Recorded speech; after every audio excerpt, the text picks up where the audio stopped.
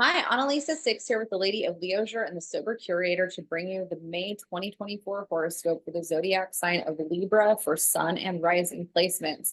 Hi, Libra. How are you? Welcome to May. We're going to jump right in. So we are in Taurus season right now, and Taurus is the fixed earth sign of the zodiac.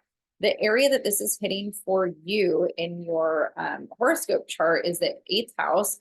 So the sun is highlighting the eighth house that represents our relationship to marriage, assets, shared resources, taxes, sex, death, rebirth, and the occult. So all of those things are highlighted for you at the beginning of May and for a good majority of the first half of May. We also have Venus in this area of the chart. And so Venus passing through the eighth house for the first half of May amplifies our desire to connect to a marital partner or anybody that we are in partnership with that we might be sharing resources with. Resources can be anything from living expenses to food to, whatever our resources are. This is also a really positive time for getting financial assets together in order, especially around estates or inheritance. This is a really positive time for experiencing and also exploring pleasure sexually. So you get an amplification in that. If you're feeling a desire to connect more to an intimate partner in that way, Venus is amplifying that energy for you. Trying to think if there's anything else to add to that. I think I'm going to leave it there. We also enter May with some Aries energy that's still fluctuating. So over the last couple of months, we've had a lot of energy in Aries, and that's all been polarizing you, right? Your Libra, your cardinal air, Aries is your exact opposite, cardinal fire. And so the area of the horoscope that's hit for you is the area that you traditionally rule, the seventh house of relationship. Relationships have been extremely highlighted for you. And having the eclipse here, having the Mercury retrograde that we had here, having Venus here, the theme over the last couple of months for you was learning how to advocate for yourself within a partnership dynamic, whether it's romantic or business or friendship dynamics, and really having to work on what healthy conflict means, healthy confrontation, power dynamics, come up in seventh and eighth house kind of themes. So you're still under the influence of a lot of this energy because Mercury will be finishing up its stint here over the first half of May. We also have Mars entering Aries, and Mars is going to be in Aries in domicile here, not in domicile in the house placement, but in domicile in the sign in terms of, passing through the seventh house for the whole month of May. And Mars here, brings a lot of action. It brings a lot of determination and willpower. It brings some fight energy. And so if you have been in a place where you're trying to work on healthy conflict, Mars is going to be here and give you that opportunity. But Mars is challenging here. Mars in the relationship houses does tend to really shake things up. And so for some Libra dominants, that's good. If you're with the right person, that person's going to meet you and want to sort that out with you.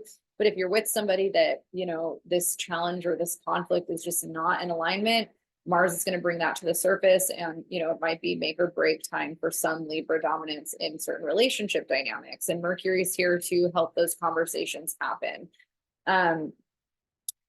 We also have, starting out May, Jupiter will be finishing up its time in Taurus. Saturn is still in Pisces. Uranus is still in Taurus. Neptune is still in Pisces. And then we have Pluto stationing retrograde at 2 degrees Aquarius on May 2nd. Pluto's going to be in Aquarius for the next 20 years, influencing the fifth house energy of the Libra horoscope. And so self-expression and creative expression and your relationship to creativity and pleasure is going to be highlighted during this Pluto transit. There's a lot of reflect and review around that. We also have on May 7th, which is tomorrow, a new moon in Taurus at 18 degrees. And the area of the chart that this is hitting is that area that I discussed at the beginning of this, which is the eighth house. New moons are a great time to set intentions. So if you are wanting to call in more sex or more connection to your sexuality, this is a positive time for that. If you're trying to figure out healing relationships around shared resources, money, assets, if you're selling property or buying property and you're trying to set intentions around those things, that's also really positive and highlighted. Your relationship to the esoteric occult realm is highlighted. Your relationship to death and rebirth, the snake shedding its skin. if there's a new self that you feel like is kind of taking form and you want to set intentions around how that new self is being birthed, this is a positive new moon for setting those intentions. After that, the next big shift of energy that we're going to have is Mercury entering Taurus on the 15th. And so Mercury in Taurus, will be here for the rest of May, and it's going to be adding to that 8th house energy. And there's going to be a lot of discussion for you around assets, shared resources, and, financial planning, those types of things, and also relationships to sex, pleasure, those things. After that, we're going to enter Gemini season. We will have the sun on the 20th moving into Gemini. And the area that this highlights for you is the 9th house, which is the area that has to do with higher education, whether you are teaching or a student or both. That's highlighted during Gemini season for you. Travel is highlighted, long distance travel. So if you're planning on going on any trips, that's highlighted during the season. Also publishing, if you've been working on anything that you're wanting to release or publish out into the world, that is supported during Gemini season. Shortly after the sun moves into Gemini, we are going to have a full moon on May 23rd at 2 degrees of Sagittarius. And the area that that's hitting for you is the area that represents communication. And so this is a really positive time for you to be reflecting on the ways that you like to communicate the information or wisdom that you have, and whether or not there's things that you want to manifest or release. So if there's communication dynamics, which have been coming up a lot for you in your relationships, that are not constructive for you, and you are starting to develop more of this idea around how your relationships need to support you or work with you in certain ways, you might be at a place where you are ready to walk away from certain relationship dynamics that are not in alignment with your values and your core beliefs. On the flip side of that, you might be expanding or evolving what those core beliefs are. And this is a positive time to manifest more opportunities to get to exercise whatever that is for you. So, an example, if you need one, if that all seems too vague, is, let's say that there was an argument that you were okay with having over and over and over again with somebody close in your life, and now you're just over it. You're like, I am ready to walk away. I'm tired of having this argument. That could be something that comes up during the full moon. Let's say, though, that you have encountered, this is common for me, I don't know, like if you're working on yourself consistently and you meet somebody that has a communication style that's new for you, that you actually really appreciate and enjoy, this is an opportunity for you to allow your perspective to shift and say, I didn't know that that was an option. I didn't know that I could communicate that effectively, and I'm going to learn and grow from that. I had a boss that there's an anecdotal example of a boss that I had that did this for me, where I was communicating how I really didn't like it when I had a bad day at work in terms of, customers that were rude or challenging. It really affected me, and I would take it home with me, and I didn't know how to stop taking it home because it really would affect me in a negative way. And I said I didn't like to argue or have conflict at work. And his perspective was really interesting because he was like, oh, I love it. I love having a fight. I love having a challenge. And I love coming in and just like taking charge of it and shifting it and transmuting it. I mean, he didn't use that word, but that's essentially what he was saying, was like, he liked a challenge and it made work more interesting to him. And he liked diffusing challenges. He liked being in a position of power where he could transmute the energy from challenge into resolution, which to me is very Aries Libra, and I think that was where my perspective, which is very Gemini, and then my value and belief system around that, very Sagittarius, started to shift, where I was like, oh, I don't actually have to perceive or think about this way. What does that say about me and my belief systems around work and how my role at work should be perceived? And that actually helped me moving forward as a manager later, because when I would have conflict at work, I started to see it as like a normal thing. It wasn't a scary thing anymore. And I was very just like, oh, this is healthy for me to learn how to navigate in life, because you can't really avoid it, right? You have to figure out how to constructively move through it. I'm still learning that, work in progress, totally. But those perspectives have helped me.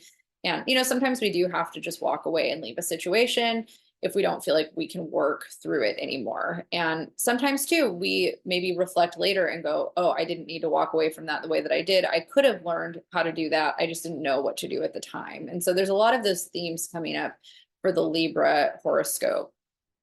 After that full moon, we have Venus joining the Gemini party, and Venus highlighting that ninth house. Again, great for long distance travel. Venus is also a planet when it's traveling through the ninth house because it's a relational planet and it rules love, beauty, relationships. If you are single, Libra, and you want to meet somebody, this is a transit that often will connect us with people that don't live where we live. It's like a long distance relationship or connection.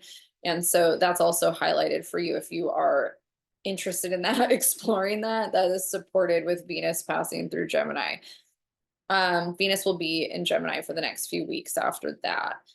Then we have a huge celestial event where Jupiter is going to be leaving Taurus and entering Gemini on the 25th, where it'll be for the next year. And, you know, air likes air. So Libra, you are a cardinal air sign. Gemini is a mutable air sign. Air is trining air. So all this air energy is really like expanding you and lifting you into another state of understanding and being, and the way that you think about things and analyze things is all going to be expanding and growing over the next year with Jupiter here.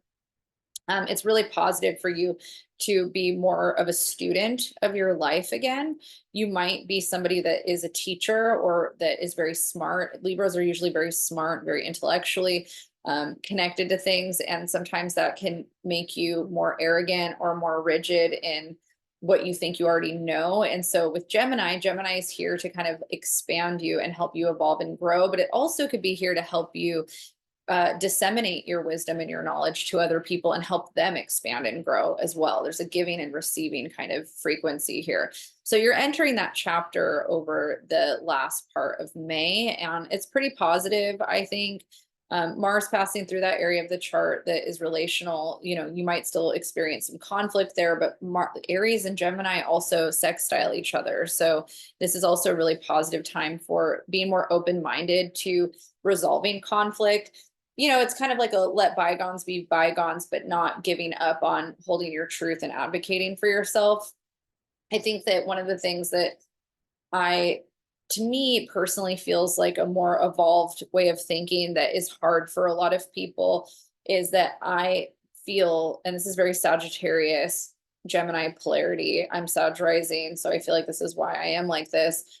But I feel like it's really okay for multiple experiences and realities and truths to be coexisting simultaneously, whether or not they're in harmony with each other. So I often can see somebody else's perspective and truth and respect it, even if it's completely different from my truth. And a lot of people can't do that. You know, I mean, we look at politics and people get in their camps and want to stay in their camps and have very rigid viewpoints. And Gemini and Sagittarius people can be that way, but it's more expansive and more willing to adapt and evolve beyond that. And I think that you specifically, Libra, are being very supported in coming at your truth and receiving other people's truth in a more expansive, adaptable way, that whereas in the past, maybe you had a more self-oriented way or linear way or passive way, and you're learning how to maybe hold multiple experiences and truths without projecting your own in such an extreme way to where it creates conflict in your life, if that makes sense. There might be more self-acceptance too that happens through that process. But yeah, May is kind of an entry point to that for you. I'm going to leave you there because I still have a lot of videos to get through, and I think that's a good stopping point. If you want a bigger breakdown on the month in terms of each transit, you can watch the May 2024 astrology forecast video. If you want to book a one-on-one session with me, you can email me at analisa6@ladyofleosure.com. Make sure to hit the like, subscribe button if you want to get notified on when I post these. I will see you all next month. Good luck.